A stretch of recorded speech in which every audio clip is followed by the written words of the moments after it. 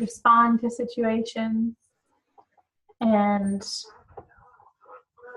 it's certainly more to do with like a tighter circle. Like I would say, like I see it most, you know, in my daily interactions with Todd and Sage. And that, you know, it's always my choice to be in a space where it feels most beneficial. So I feel like that's really what I've been with, and so I'm being given a lot of opportunity to make those decisions. Yeah. Good. Like it's really, yeah, it's an interesting sort of test, I guess, because I'm also super, you know, more aware, I guess, super aware that soon we'll be 4 humans in addition to our 3 four-leggeds, and it's like, so, okay, you know, in what way do you want to be about this, you know? And when there's like moments of like stress that I'm feeling, it's like, okay, sure, there are going to be moments that are kind of, you know, these like outliers or whatever.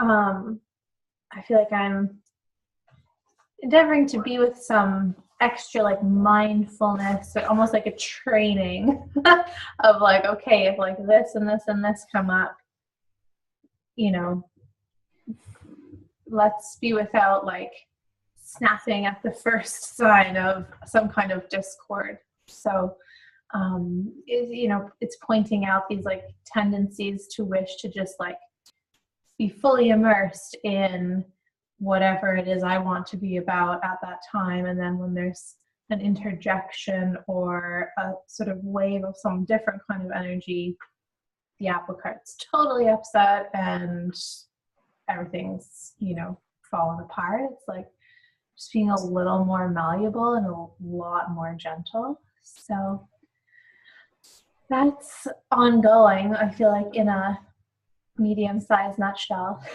That's what it's like mostly been about. Yeah. So it's been really, really amazing in that way. And then there's like more space to notice other amazing things. You know, they're always there, just that if I'm without being in the space to receive them and take them in, then, you know, they go by or I miss them. So yeah.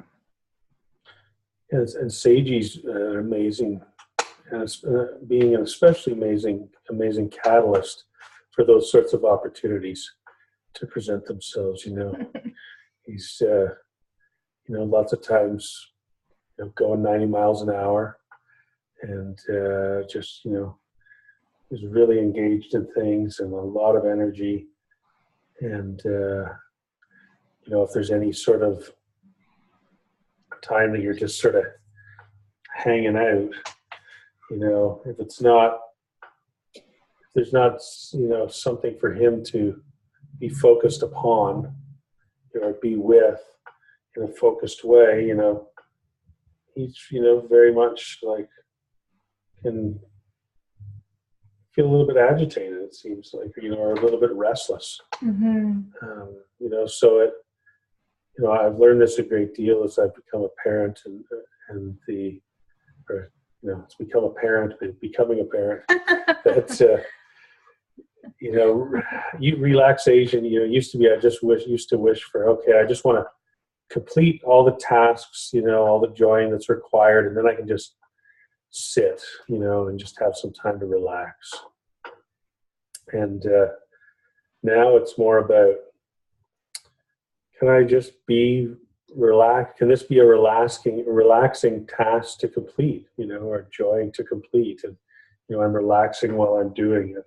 Because I also recognize in that old way of getting it done, there was often a lot of stress and tension on my body, just in the amount of speed that I was endeavoring to complete it with. And I'm becoming really aware of that tendency to really become tight and tense on a physical level. And I become extremely fatigued very quickly when that's happening. And you know, there's those nagging points of pain in hips or knees or low back or shoulders, when I'm doing that, to remind me as well of the opportunity to just be calm and be gentle. So a lot of this, just being able to be relaxing while being with, enjoying, is those opportunities come along with being with Seiji and engaging in things that he wishes, so, having a relaxing walk to the park, and play on the jungle gym, or on the swings. And it's less about just sitting and doing nothing. It's just being engaged with something and being in joy about it. Yeah. So one theme that came up for me this week is the king can do no wrong. And that when the moment that the idea of wrongness comes in, that we move out of the kingship. And it is that frequency of being against, that when something is happening through me and I label it as wrong, ultimately I'm saying that the expression of the universe is wrong. Mm-hmm. And so one who lives by the principle that life, almighty life, is expressing itself, then one is fully and completely with it, rather than being about it. And when I move into that space about it, I hold the perspective that I'm separate, and there becomes like fingers in the flow of light. Like I put, like if I have if you reach out your fingers in front of the light in your car, your headlamp is shining down the road, and you slowly reach your fingers in front of it. And it's such an illuminating light that down the road, no one's going to see shadows, but right there, you can feel the light pushing against your fingers. And then, this is a style of resistance, or like in the Buddhist tradition, attachment. And so the king is the master of the kingdom and is fully and completely with the flow of life and without any concept of wrongness. And so this is even talked about in the stories of David and Solomon, and they even go on to describe, different activities that either one of them would have partaken in that people on the street would have said were wrong behaviors. Yet the king held oneself with the expression of life rather than being about it. And so for myself, I really noticed that the only idea, the only thing, let's say, holding me back is my own personal idea about there being wrong things, wrong thoughts or wrong actions, or, wrong behaviors in life, whether it's, experienced within, my mind as coming from me, or if I'm experiencing it as being outside of me. That the only tension or resistance from that free, fluid expression of life that I have is my own personal idea that something is wrong. Oh, that's wrong. I shouldn't have thought that way. That's wrong, Jonathan. Johnny's bad, and then that perpetuates a cycle. It's not that it has to, it's that Johnny goes through a cycle. He's like, okay, well, since I did that wrong, well, now I got to do something good, and I'm doing that something good because of the wrong.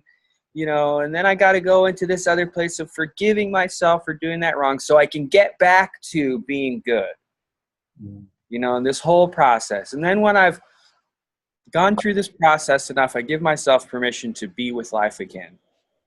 And so I love how Esther Hicks put it with Abraham. Oh, there goes a frivolous thought form. Well, there goes a frivolous thought form. That's just another frivolous, like a little bug flying by or something. And so just simply recognizing it and then being back with the flow of life. And, it's like I get into tension about something that I'm working on, and then here comes the whole internal dialogue. Jonathan, why are you in tension? Just relax already, and so then this teaching pops up. The king can do no wrong. I am simply with life. And it's much quicker than trying to go through that process of repairing myself, the process of reparation. So just for myself, simply returning to peace, and peace is being with, that which is already. Like a hurricane. A hurricane has no motive. A hurricane is an act of peace. It is just simply the culmination of energies that are moving the way that they move. And so the hurricane isn't like, I'm going to get your house. Here I come. I'm going to take the roof and then the couch and then the jewelry box, and I'm going to spread it all over the neighborhood. The hurricane isn't about that.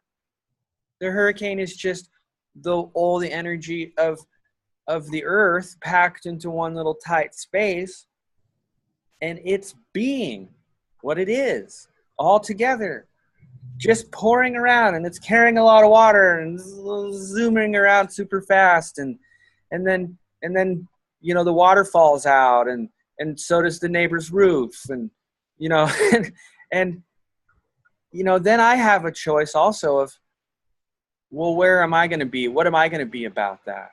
Am I going to add more tension to this massive excitement that is going on, or am I just simply going to be with it? Well, there's a tree that's uprooted. Okay, well, now we have the tree to remove from the roof, and we'll be about that. And maybe it's time for me to move to a different location on the earth. Maybe the earth would like me to be somewhere else, and I haven't listened to that impetus, and so it is providing me this opportunity and this open door.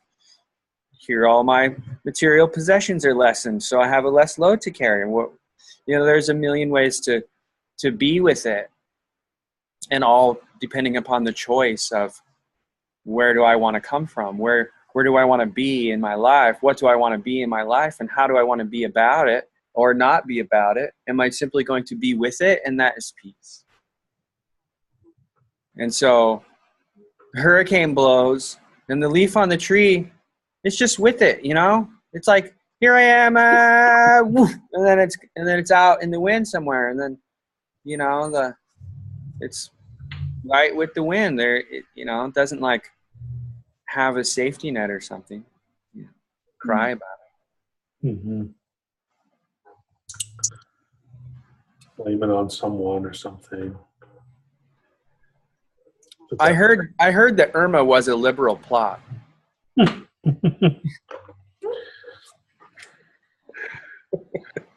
I heard she'd had a real bad experience in Florida. Really didn't feel supported by the social safety net there. It was an act of vengeance. And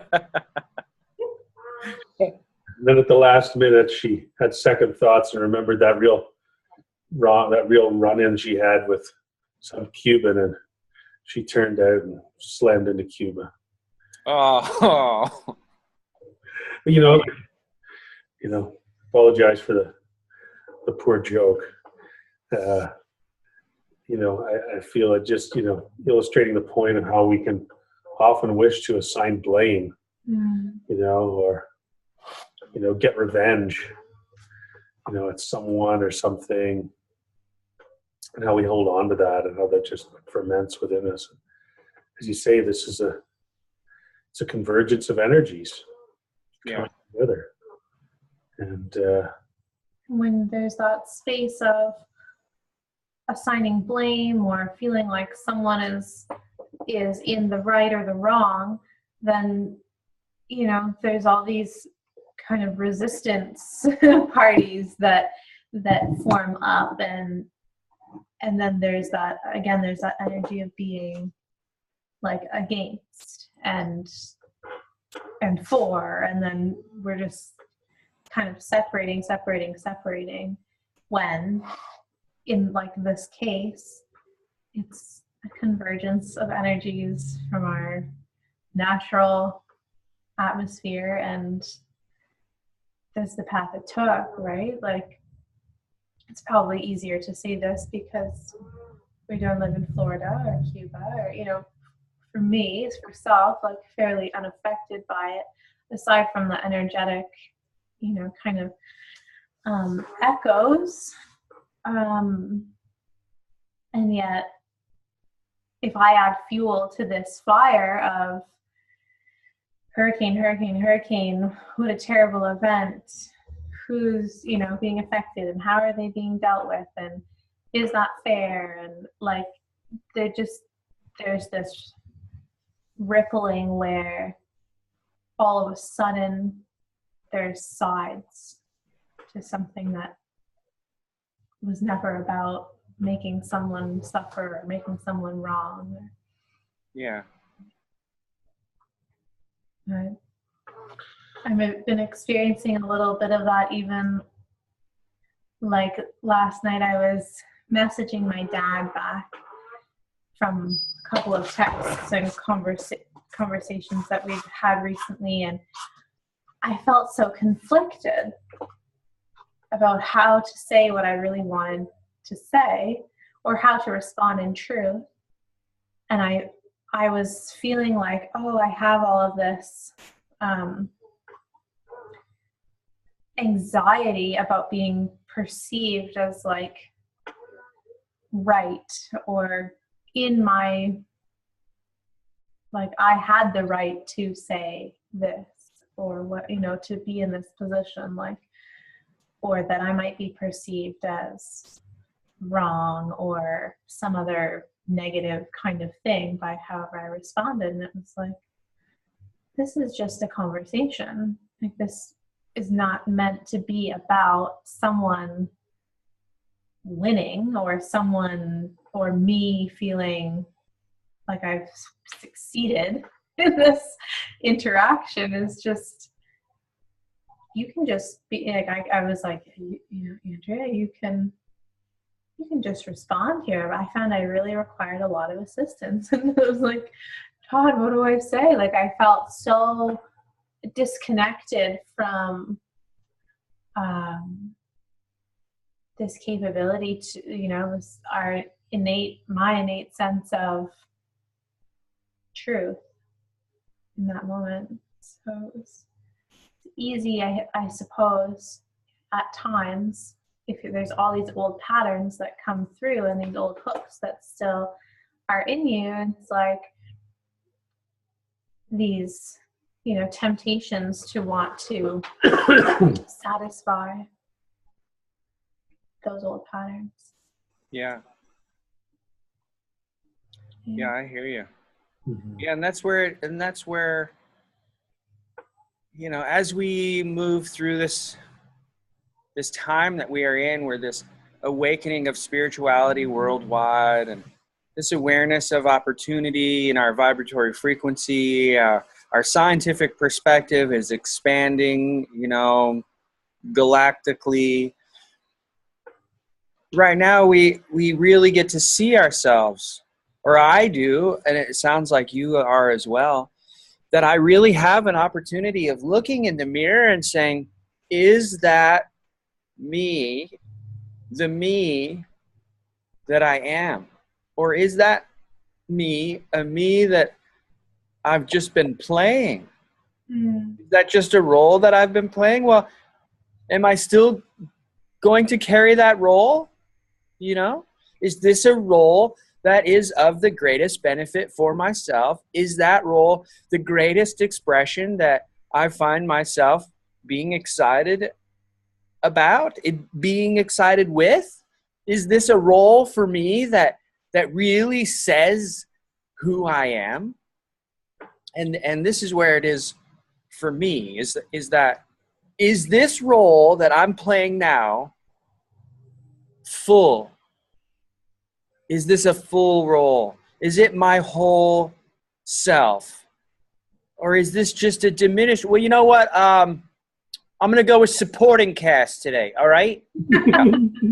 How about that? You know what? Better yet, I'm going to go with tech department. Don't even want to be part of the game today. I'm just going to sit out. Maybe lighting. How about that? Or costumes. Maybe I'll dress the other players. Maybe that. Maybe I'll just be supporting crew. Something. You know what? Better yet, catering. Be outside. Yeah. So, is the role that I'm playing the role that I am? Is it my role? Is it me? Is this the me that is me? Or is this the me that someone handed me a script and they said, okay, how about this? And I said, well, no. And they said, well, this is what we have for you. I'm like, okay. I'll play that role. And this happened in my living room with my parents and my brother. And it happened in the grade school, and it happened at the coffee shop. And really what it comes down to is that I already had a role. And I quite simply can and am able to say, thanks for the opportunity for another character, but I'm going to be that which I am. Because that which I am is already, and it has been asked to show up. I'm without the responsibility of carrying another role. Someone comes up to me on stage and says, look, man, my daughter's ill today. I need to go home. Would you carry this for me? I'm without the responsibility of saying yes to that. That is quite simply outside of my realm. That's for the director. For the director has already fulfilled that need. And so quite simply, I could say, hi, Bob, the director. Well, Tony had to go home, so I'm playing Tony's role. And the director says, well, I already got someone for that role. And you're like, well, I've already rehearsed the part and everything. And the director's like, well, who's going to play your role then? Well, Nancy is. I like that. Like, Here we are passing around roles. Mm-hmm. Yeah. I had a real, real life or, worldly reminder of that yesterday in last week during the podcast. Received a call from some folks that we met at the artisans market with our drums, and they weren't interested in a drum per se. We had a lovely conversation about them, and they, one is practicing Buddhist, the other really into mindfulness, and they bought a place, have a cottage in the area on a lake, and they had bought a house for the express purposes of a retreat center, and really wish to renovate it, restore it, and do so in a very mindful way. And so this was probably 6 weeks ago, and then received a call from them last week during the podcast. Actually, they left a voicemail wondering if we could connect and meet about us possibly doing that restoration work. And they'd received some quotes from some other contractors, and in that area there's quite a long wait time for contractors. And so anyhow, we went up yesterday and went through the house, and They want to take popcorn stucco off all the ceilings and carpets and floors, and vanity in this bathroom and toilet and, sink. And then the other one, some painting and a new toilet, and then, adding a railing down the stairs and a backsplash in the kitchen, and just, on like and a on. laundry list. Oh yeah, like, replace the pellet stove with the wood stove, and just goes on. And then we get down to the basement, which we discussed on the phone, and that's where she wishes it to be the meditation room, the teaching space, the yoga room. And so she talked about it on the phone. And so after, that was the last place we visited in the house, and to digress for a moment, I've put together these quite all-encompassing quotes in the past, and it's a fair amount of an investment in time and connection just to put something like that together. And my experience has been, one, being without getting the job, or being chosen to complete the tasking, or two, completing it and then things changing drastically in the quote, so there's that, there's a side of me that's reluctant to put together something of that breadth and scope. And there was that side of me that was like, oh, well, should I just be making up this list and, put this all together? They don't really have these specifics yet, and there's also, from what I've remembered, is that as you begin to disassemble these houses and remove all that energy that's there, very new ideas present themselves, when things are freshened up and when you're mindfully clearing the spaces as well as you go. So we got through that. I'm feeling a little bit like, oh, I don't really want to put together a quote of this magnitude, to have it all be changed or whatever, just to be compared, apples to apples with another contractor, which is very difficult to really be clearly comparing apples to apples on that scale. So, we got through with the chatting about the basement, and I thought, okay, this is what's come up to ask is just, what's your priority? Said the basement space, the teaching space, the yoga space, the meditation space. So I said, okay, we've talked about leaving the drywall on the ceiling. We've talked about, taking it off the ceiling. We've talked about putting pine tongue and groove on the ceiling and leaving it natural. We've talked about whitewashing it. We've talked about putting pine on the walls. We've talked about putting board and batten on the walls.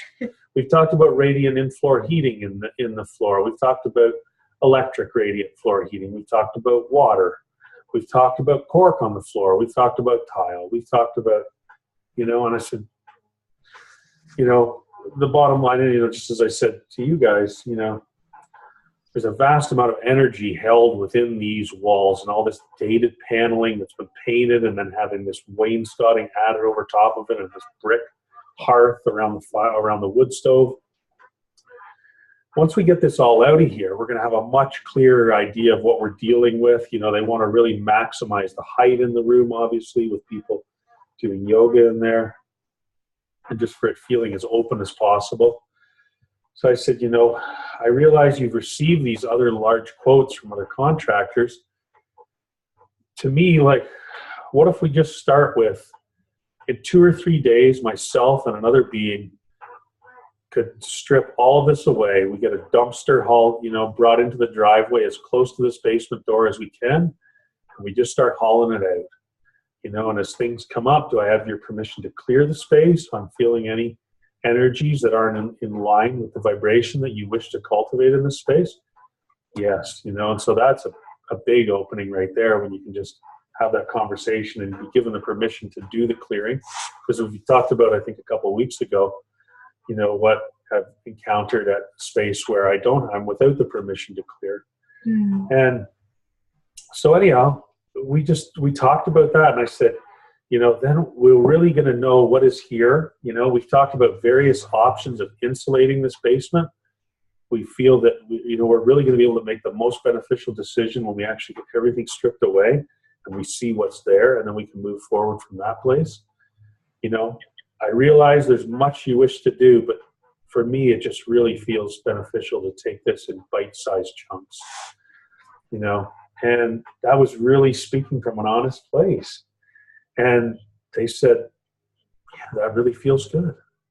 Mm-hmm. And I said, you know, like that's the way I'd like to proceed on this project. And then you can see exactly where your budget is as we go along with each project, you know, and really, you know, prioritizing which things come first and what comes after that.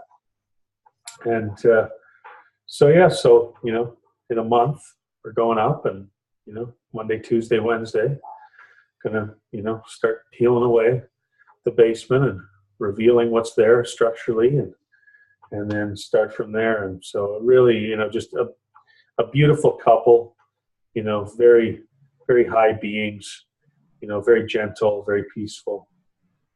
And it really feels like, you know, beautiful grace flowing through, you know, the opportunity to just speak my truth, and, you know, rather than being something that I know I'm without, you know, in the hopes to give them what they want, or, you know, not what they want, what I assume they want, you know. And then the beautiful example and reaffirmation of just expressing what is there truthfully to express, and what I feel is the best option for moving forward, and having that really resonate. And yeah, it feels like the beginning of a beautiful relationship, you know. And then, you know, afterwards, just the amount of things, you know, after that, well, we'd like to maybe he's a painter and a photographer, and like to maybe put a studio in the garage, you know. And his wife had said that. He said, no, I don't think it'll work. And so, well, you know, I think it could work. We can just extend this wall like this and still have room to park. And, you know, oh, you think so? You think so? I said, yeah. And he goes, I'd love to get a little antique potbelly wood stove, you know, and put it out here, you know. And all of a sudden he's on, I'd like to do windows all across this back wall. Totally opened up his vision. Yeah. You know, so all these, you know, beautiful openings. And then, you know, just looking at some of the design of the outside, you know, you could really give this a bit of a Japanese feel, you know, if that's what you're after. And, you know, like, oh, really, you know, like, what about this? What about that? And so, you know, they were looking at getting a quote to put siding on the whole place, you know, and do some more insulation from the outside. And I said, you know, well, it's got this, you know, old wood siding on it that's still in good shape. It could use a paint job, but I think it looks great. And I said, you know, like, would you be open to keeping the siding the way it is and just painting it? Well, do you paint? I said, oh yeah, I'll do just about anything if the energy feels right in the relationship with the client and the job. And so it just, you know, I could go on and on. You know, the bottom line is just a beautiful, you know, expression of truth and flow, you know, between us. And just so grateful for the opportunity and to be able to work in a beautiful spot in the woods, you know, a spot of about 5 acres and all sorts of deer running around. And yeah, really high energy place. And, you know, they're talking about building a labyrinth in the woods, and, you know, for the retreat center, and walking meditation trails. And so yeah, you know, as I say, the reaffirmation of just express your truth, you know, express it cheerfully and truthfully. And it wouldn't have mattered if they had have said, oh no, I really would prefer otherwise. You know, in that moment, you've totally, you know, you've received the gift of being in your truth. Like, that's where it's all about. Whether they respond yes or no or agree, it's like, okay, like it's out there as you, and they respond in their truth, and then it's so level and neutral, and without these expectations or assumptions or angles that then, you know, just sometimes create a very I don't know, warped sense of like the outcomes, you know? Yeah. So it's I really think, you know, in many other situations in the past, you know, I've endeavored to be what I'm assuming they want me to be, you know, and take it in a direction that I feel they wish for it to go. And then eventually I just get frustrated, you know, because I'm not being myself, you know, and then it comes to a head and all of this blowout, you know, just and because, it's their fault. yeah, But like you haven't been in your one hasn't been in their truth, or both parties haven't been in their truth. mhm. Yeah. I really like the metaphor. Like, you know, I know the story of how it unfolded yesterday, but hearing you say it again, it's so beautiful to hear about like these like, you know, bite-sized chunks, because then you're really like honoring, you know, just like the stepping through a process and like the natural phasing of, you know, how life unfolds. And it's without being that you're like controlling or managing this whole spectrum of things. There's like space to acknowledge what comes through and space for them to interact with the basement and allow the energy to speak to them about what do they wish it to be, what does it wish to be, how, you know, in what way does it all move forward in a really truthful way, as opposed to like, no, this is the plan, this is like the, you know, the blueprint or whatever. And it's like, well, what if that doesn't fit anymore? Like, what about the evolution, or what about how does this transform?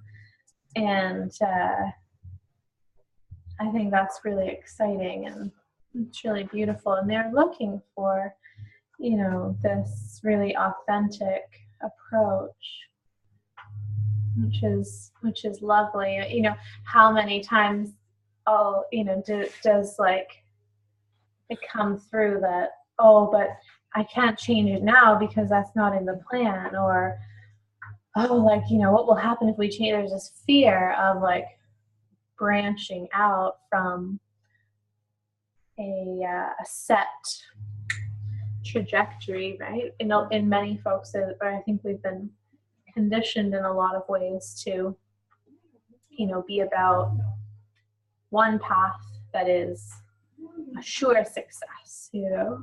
So we talked a lot about that actually on the retreat with Kim and Adam when we were on island. Just like, yeah, there's like a template for you work as a, you know, whatever, like, I don't know, software programmer from 9 to 5, and you do this, and it's this company, and they pay you this and offer you that, and on you go. Like, we know how that can roll out.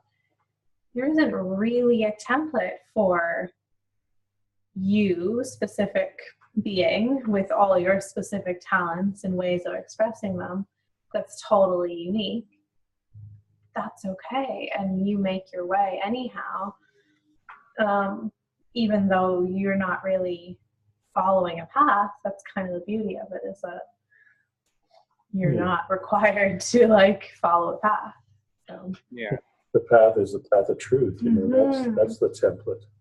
You're not sacrificing your truth to remain, you know, in alignment with something that, you know, was never really created for you anyways. Yeah. Well, on a slightly different note, Andrea, we know that you are here as a guest and representative of Fern Flower Yoga. Yeah. And we are excited about your endeavors in that way as well. Would you mind sharing with us about Fern Flower Yoga and maybe a little bit about how the practice of yoga leads to people being more in tune with their true self? Yes, thank you for that question. That's awesome. So Fern Flower Yoga is all about allowing people to blossom into a fern flower. And I, you know, really love the imagery of, you know, a tight coil or a spiral of, you know, a new fern. And as there's nourishment added to this tight little bud, there's an amazing unfolding into this huge, you know, fern frond that is really, you know, just like us beings, in that we have the capacity to unfold in such a way in our lives that is really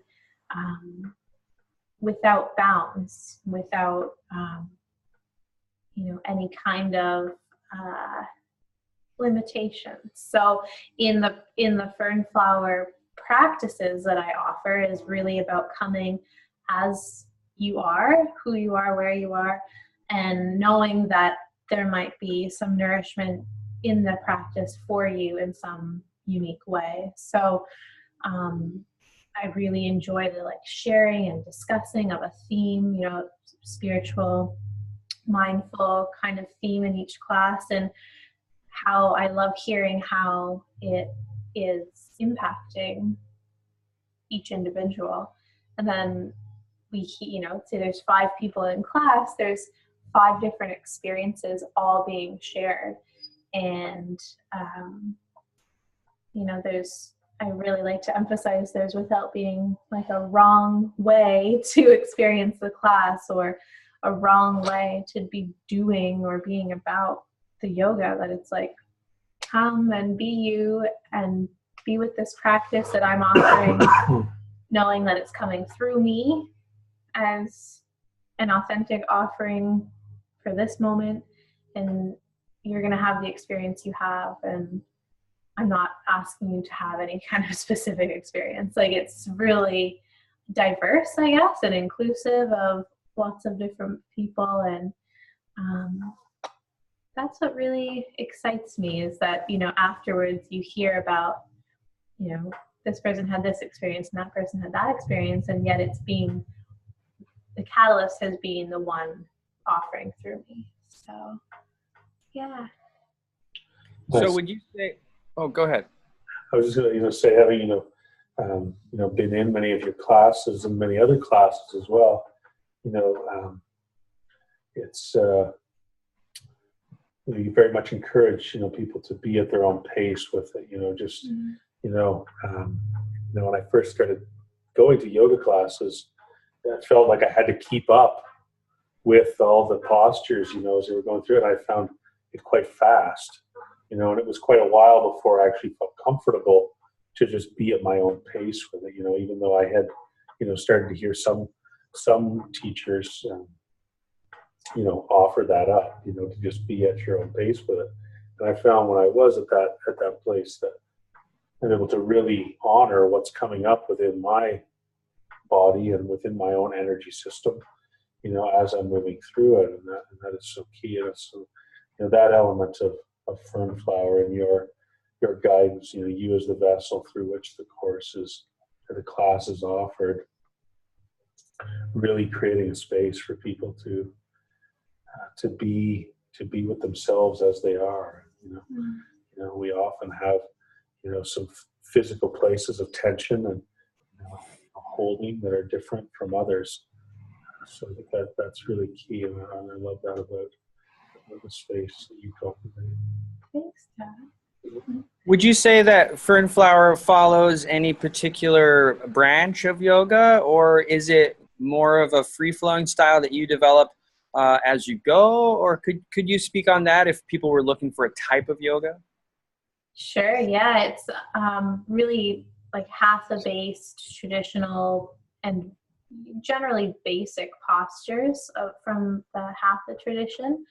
And then I think what makes the classes unique to my style, or is that there's a little bit more dynamic flow within them. So there might be an option to be still in a pose, or to be in a pose and be including some arm movement as you go, and just to create a little more of like a dance through the series of poses. And yeah, that's just how I like to flow, is that there's, you know, a lot of emphasis also on matching and syncing up your breath with your movement. And that if there's, an option to keep moving while you are continually breathing, of course, there's, I think, more chance that there's a stronger sense of mindfulness about your breath if there's an option to keep some movement happening together. I think what struck me most when I personally delved further into yoga was that I could be mindfully breathing all the time through the whole practice, and that felt really good. And what helped me was coordinating a movement, say an expansive movement with an inhale, and kind of contracting movement with an exhale. And that marriage of the two helped to develop this beautiful rhythm between my body and my breath. And that effect was huge. So I like to offer that. And with a background in dance, it seems to be just what comes through for me. And the emphasis on being versus doing, I think, also comes almost from the other side of a background in dance, where there is quite a right and a wrong in classical, training. That, as the participant, you're trying to satisfy being good and being this way and being that way and being largely the same as everyone else that you're with. You consider ballet, it's like, well, if your arm is supposed to be here, it's here. It's not here, here, here, here. It doesn't matter if one of those others is more comfortable for you. There's one way. And I think as I stepped into my authenticity more and more and pulled away from that, I guess, very linear, specific model of dance training, I was like, oh, there's so many other, there's just infinite number of ways to be that are all right and are all valid. So I think it's important for me to offer that, or I feel it's important for me to offer that through yoga. It's like, if you would like to stand with your feet a little further apart, if that's what feels true for you, excellent, be with that. It's not about mirroring me or someone else beside you, or a lot of comparison. So it's interesting, because I hear a lot from participants that it's like, oh, well, the person beside me was sweating a lot, or I was sweating a lot and the person beside me wasn't, and I don't know why that was so hard for me, or, oh, I really found I went really deep in Shavasana, and someone else was like, I just couldn't stop thinking in Shavasana. It's like, that was your experience. That's amazing. Cool. So what does that feel like for you? And it's like, I think that, we can easily come at ourselves from a place of self-judgment, and we don't observe ourselves just having an experience, and that's the experience. And it's, it's not good, it's not bad, it's just, it is. This is what's coming up for you.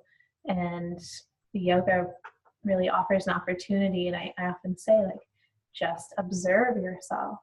Be without judging what you find. It's just is. I just ask you to notice, and then be with that observation. So I think it takes a little pressure off the idea of doing things a certain way and having to be a certain way. It's like, okay, being and experiencing is more than enough. It provides more than enough information that you can kind of go on that a while, and you learn more about yourself, instead of just being like, okay, cool, got this pose down pat, done. And then what? You do the next pose, and then what? Where's the expansion, right? Yeah. Yeah. I personally have found yoga to have a depth without limit. You know, that there's always more to yoga. There's always, and it's without this, you know, a competitive value. It's without comparison to my neighbor, and fully with the recognition of the depth that life has to offer. There's always a greater clarity. There's always more true connection or expression of that life that is already. There's always a more fluid breath, you know. I mean, could we imagine if that when we were through the full series of postures with yoga, that we were in complete pranayama? Like if moving to that space entirely, that all of our bodily motions were with the breathing of prana, rather than this idea that I have to breathe air, you know. I mean, there's a depth to yoga without end. It's so beautiful in a practice for myself, that wherever a person believes that they have gotten to, there's always more. There's always more, there's always more, there's always more. And so sometimes I have noticed that there is a limit to a practice that I would be a part of. Let's say playing with a symphony. There just is, I'm only going to master this song as well as I've mastered it the day of the performance.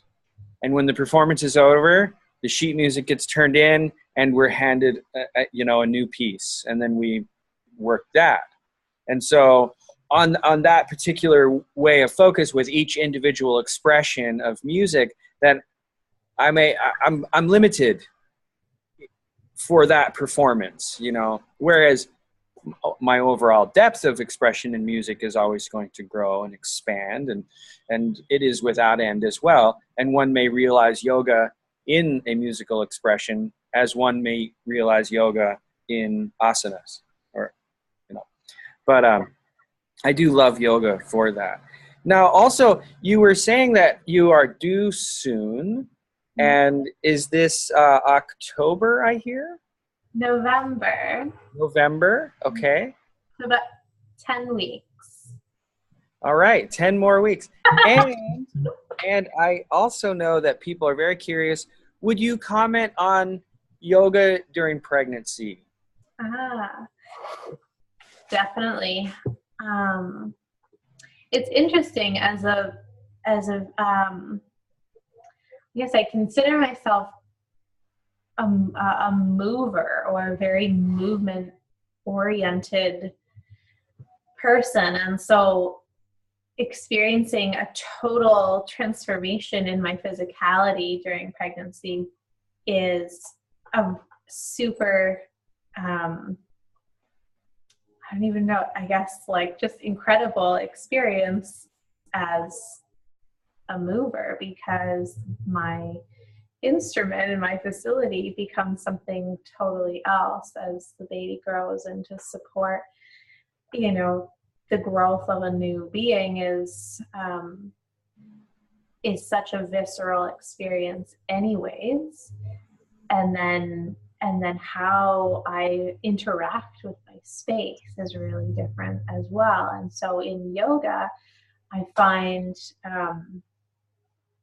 it interesting to be what I might feel is like limited in certain movements after a certain time of like certain growth. And yet there's a totally other sense of expansion and connection even with that like limitation. So, okay, like maybe I'm not going to do like a forward bend in the same way because of the physical belly with the babe in it. And yet I can be with my breath a lot more deeply. I can be meditative and still a lot more easily. So, yeah, I experience yoga in a very different way, and I appreciate the stillness more while pregnant than while I'm without being pregnant. So think it's a very amazing time of recognizing my own ability to expand, and you know, for others who have, you know, say like a really, you know, some people have a really vigorous yoga practice and then become pregnant and wish to like carry on with that, is like there's an aspect of me that's realized, I guess, like in being pregnant with Seiji and now, is that it's okay to do less and to slow down and to be experiencing yoga in a more subtle way. So, and that's really actually much more beneficial because you're preparing to turn, you know, to turn inwards and to be in that space of, I guess it's just a more primal space, you know, for giving birth, that it's not really about doing anything. It's about allowing, you know, being to pass through and being the facilitator of that. So yeah, that's Great. that's my experience on the whole. And then it's kind of fun to, you know, be like, you have this belly with a baby in it and you're just like, you just do it, your body just does it. And it's like, man, it's really cool. There's like some aches and pains and little things that are like weird, and I knock into stuff and get clumsy and whatever, but it's like really cool to be like, yep, that's my baby belly. They're in there, and yeah. Yeah, well, you know, the female body under pregnancy is amazing. It goes through such massive transformation in such a short period of time. Yeah. And so it's, you know, a tribute to you and to other mothers out there, you know, as to their flexibility in life with this, you know, cycle.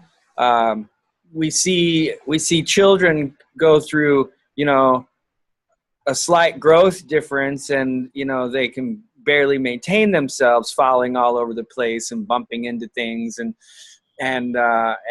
here it is just, we're just supposed to, you know, expect that every mother is just, what, she's pregnant, so what?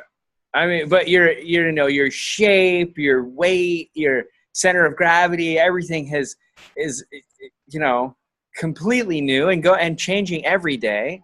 And so, you know, thanks for keeping the car on the road and standing upright. And you know, and some days it's like there are these, it almost feels like these instances of like, whoa, like did another inch just happen somewhere, or like it's sometimes. So it's an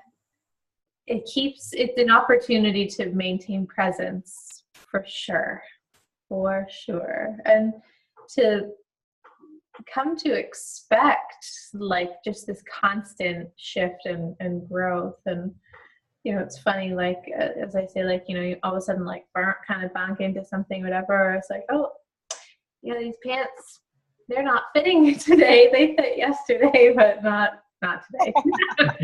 So it's like total non-attachment and a lot more being. And it was interesting because this time, this pregnancy, unlike when I was pregnant with Sage, the way that the midwives will measure for growth progress and stuff was like, the measurement was turning up further along than I was. So it was like, okay, you know, you're at 26 weeks, but you're measuring for almost 30 weeks. Like, you know, there's this kind of question about like, is it twins or really fast growing, or like what's going on? So we ended up having an ultrasound, and you know, I would thought, no, maybe it's twins. Like, I think we sort of had this sense that was a possibility.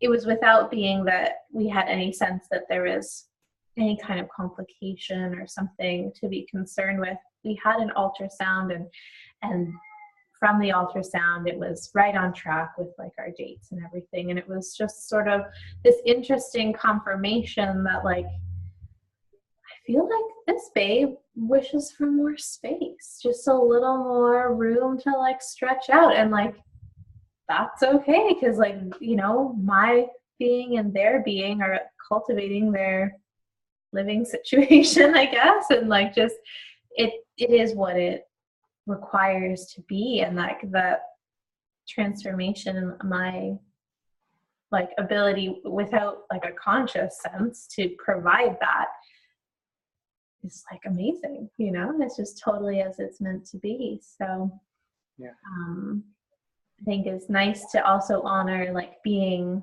unique in this phase as well, because like this baby requires maybe a little more space, so I'm growing more spaciousness, and then that's like how it's all happening, instead of being like, well, your measurements are like just right, you know. It's like, I don't know if it's just rightness to like bringing another totally unique being into this world. So yeah, it's amazing to allow to be the vessel in a physical sense. Yeah. Nice. Well, do you have any questions for humans being? Yeah, I'm wondering for you both, how or in what way, since you've been coming together to share and create this podcast, it's been a few months now, in what way has it affected your sense of being human as opposed to doing your human life? The first thing that comes up for me is an increased sense of accountability. You know, that there's an opportunity each week to share exactly what's been coming up. You know, and so can I be with the greatest amount of awareness that's possible in each moment about what is happening, and be able to share about that, and knowing that it's of great benefit to the self, you know, to be with that practice, and also a great benefit I feel to share that experience and process with others. So that would be the first thing that comes up for me. Again, I could likely go on and on and on about many things. Wow, that has got to be the shortest response by Todd Allen ever. Holy cow! For My wife brings out the best of me. I think for me it has been exciting in that every week I meet with someone of like mind who hears me, and as well I have the opportunity of hearing him, and that we are able to share, you know, a very common experience of life that I think many people are going through and yet have no forum of discussion. And so here we are presenting, you know, the regular ins and outs of life, and how our perception and awareness shapes that.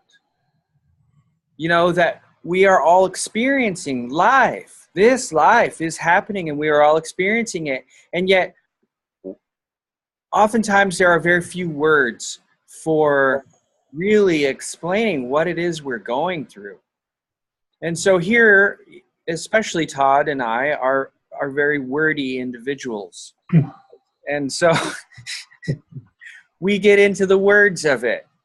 You know, that how are we explaining our lives to ourselves, you know? And how is it being explained to us by others as well? And where does that meet in self-identity? And so we especially, I think, have an opportunity of really seeing ourselves, just looking in the mirror and go, whoa, there I am. Yeah, and here I've painted the mirror that way. And so some days I paint the mirror with long hair, and some days I paint the mirror with no facial hair, and we get to play with our words about it, It's always interesting to hear, like to speak and hear yourself verbalize. And that for me helps me to, I guess, be more articulate, or even, sort of think back after. And it's like, well, yeah, like that was true. And yet I can also see how it could be different. Or it's like once you've put it out in a slightly more tangible or concrete way, it just it serves as a bit of contrast, and I don't know what the word is that I'm really looking for, but just supplies a bit of feedback to yourself too. Yeah, that's really amazing. I always love hearing about humans being after. What did you talk about in humans being, and what's going on with Jonathan? Like, it's a very, it's just a really beautiful energy around your meeting time and space. And I'm very grateful to be part of it today. So thank you. We're grateful for your willingness to come and share with us. And, and one thing that I wish to just elaborate a little bit further is just about humans being what am I grateful for about it is the most important thing is just being able to sit down with a loved brother who is 9,000 kilometers away, yet we just feel like we're right here sitting in the same room as we were when we were recording in Kauai. And just, the process of being able to be more vulnerable and open with you, Jonathan, just knowing that all these fears that come up within me, are something that I know that you're a very loving, open being, and understanding, compassionate being. That so just the greater and unfoldment of that vulnerability and allowance of that expression of truth. If it's something of like, I've got this backlog of files of recordings that I haven't named yet, and I go through a process of a couple of weeks that, I'm not able to really share that with Jonathan, I'd say nothing the first week, and then the next week I say, well, I'm working on naming them, so that's why I haven't sent them to you yet. And then, then getting to the place of just being open about it. And so very grateful to you, Jonathan, grateful with you and about you for your presence.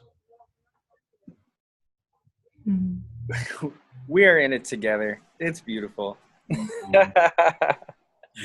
And thank you, Andrea, for sitting under the gun and being willing to be free and flexible in our interview. It was a pleasure. It was a total pleasure. Yeah. Ask again anytime. I'm sure you wish for some variety, so I'm excited to see who the next guest is when that happens. But yes, truly anytime. So, and the Kauai connection is just blessed. So. Well, on that line, I would like to say that as you came into the room, there was a glow that came with you.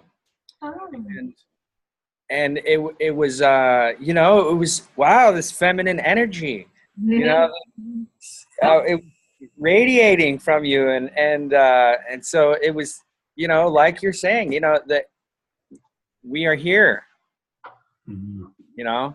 I know that I'm staring at a screen and talking into a camera, yet you were right here. Yeah. And so it is It is a phantasm of this world that we live in, that we believe in our presence because of this device. However, we are ever present. And so, may we carry this in our day, that those that we wish a connection with is only because we are connected with them. And so then I may simply open to that and really richly be aware of it, that it is real, that life is without bound, that we are ever present with all living beings. And so it is. Aloha. Yeah. Aloha. Aloha.